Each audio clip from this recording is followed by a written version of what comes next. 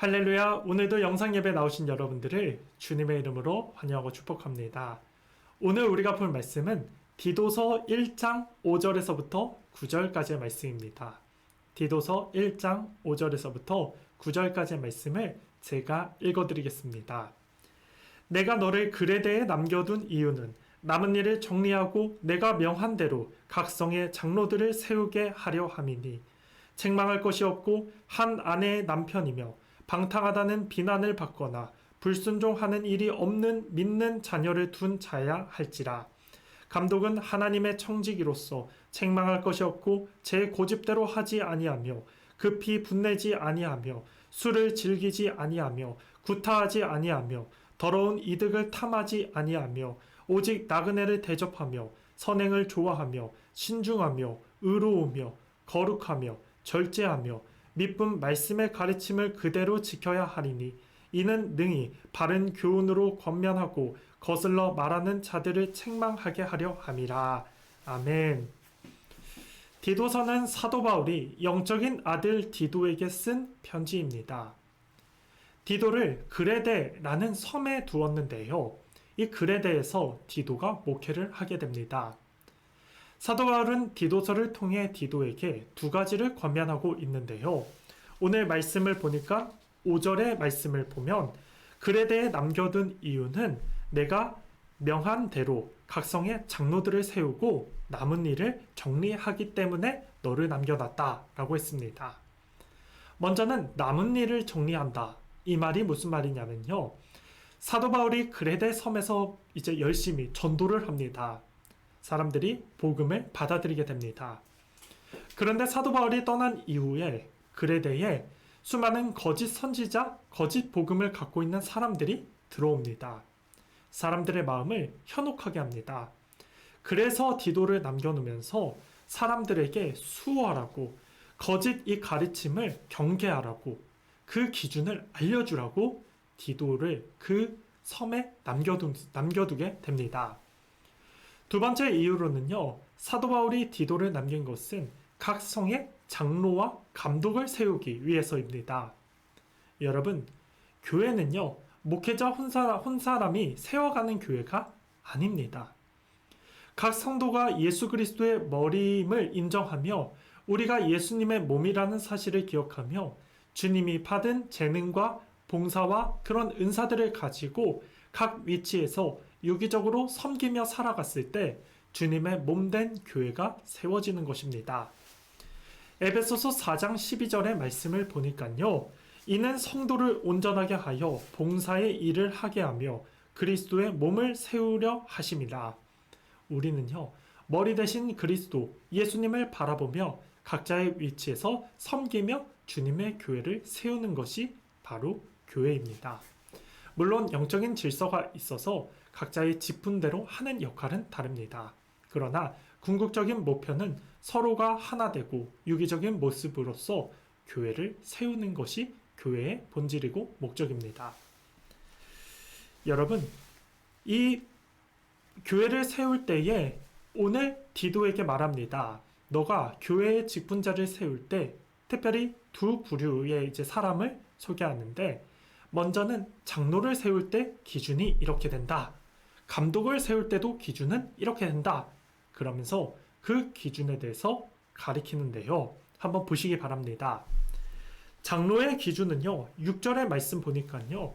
신앙만이 경건한 것뿐만 아니라 삶 속에서도 경건한 삶을 살아야 되는 게 바로 장로의 기준입니다. 6절의 말씀을 보니까요. 이렇게 소개합니다.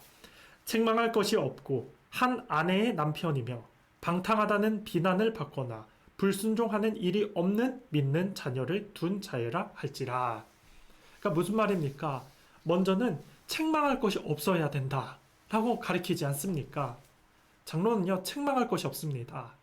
그리고 아내를 한 명만 얻고 또 자녀에게 신앙 교육을 시키는 것, 그것이 장로의 역할입니다. 그리고 삶 속에서도 불순종하지 않는 그러한 모습, 경건한 모습 살아야 됩니다. 근데 감독이라는 기준은요, 조금 더 기준이 높습니다. 감독은요, 7절의 말씀을 보니까 기준이 꽤 많이 있습니다. 이런 겁니다. 고집대로 하지 않고, 분내지 않고, 술을 즐기지 않고, 폭력적이지 않고, 더러운 이득을 탐하지 않는 자가 감독이 될 수 있다 라고 가리킵니다. 여러분, 그레데 섬은요, 섬입니다. 섬. 그러니까 오늘날로 말하면 제주도인데요. 섬이라고 하는 것은 뱃사람들이 잠시 머물다 가는 곳입니다. 무역이 성향했겠고, 또 각각의 신들이 들어왔을 것이고, 바다 생활을 해서 얼마나 외롭겠습니까? 그래서 술이 발달하고, 또 매춘이 발달하고, 이러한 성적인 것들이 발달하고, 그러니 사람들이 타락하고, 사람들이 그냥 자신의 이득만으로 이기적으로 바뀌고, 그레데의 특징이었습니다. 그러한 시대 속에서 지금 바울은 이 디도에게 얘기하는 것입니다. 너희가 세상의 문화를 따라가는 것이 아니라 너희가 예수님을 바라보며 예수님의 기준으로 주님의 마음으로 니네가 교회에서뿐만 아니라 가정에서도 생활에서도 너희가 똑같은 경건 활동 속에서 경건한 모습 속에서 생활해야 된다. 그것을 가르쳐라 라고 권면하고 있는 것입니다.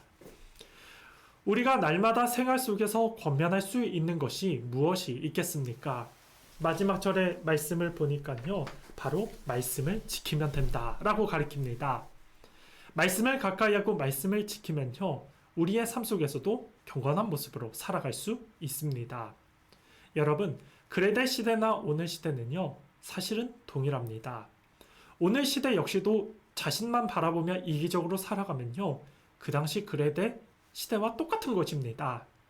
그러나 우리가 날마다 말씀을 가까이 하고 하나님이 내 삶을 오늘도 지켜보고 있고 주님을 의식하며 살아가는 사람들은요, 주님을 의식하고 바라보는 사람들은요, 삶 속에서 경건한 모습 주님이 보고 있으니 라는 그 마음 때문에 절제하며 살아갈 수 있습니다.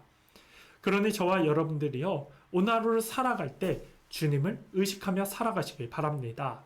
예수님을 바라보시고 예수님을 묵상하며 예수님을 인생의 주인으로 모시면서 그분과 함께 동행하기에 힘쓰시는 여러분의 삶이 되기를 축복하겠습니다. 아멘. 주님을 바라보면 주님께서 성령의 능력으로 우리 삶을 변화시켜 줄 거고, 세상 사람들은 그 모습을 보면서 언젠간 그 선한 빛을 받아들이고 그리고 보게 될 것입니다. 내 힘과 내 의로 선한 행동과 선한 일을 하려고 하지 마시고요, 주님만 바라보시면 됩니다. 예수님만 바라보시면 됩니다. 그러면 삶의 열매는 저절로 맺히게 되는 것입니다. 사도 바울이 디도에게 권면했던 것처럼 저와 여러분들도 오늘날 시대 주님이 우리에게 말씀한 말씀으로 받아들이고 예수님을 바라보시고 예수님을 의식하고 예수님을 중심 가운데 모시면서 주와 함께 동행하시는 여러분의 삶이 되기를 축복하겠습니다. 아멘. 말씀의 결론을 맺겠습니다. 미디어나 영화나 여러 가지 매체에 보면요, 장로님들, 목사님들, 집사님들이, 그리고 교회, 좀 사회에 부정적인 이미지로 너무 비춰집니다. 네, 우리는 그러지 않지 않습니까? 맞습니다. 우리가 주어진 자리에서 예수님 바라보며 선한 영향력을 끼치고 살아가면요, 경건 생활 속에 살아가다 보면요, 세상 사람들 몰라줘도 주님이 알아줄 것이고 시간이 지나면 다 알게 될 것입니다.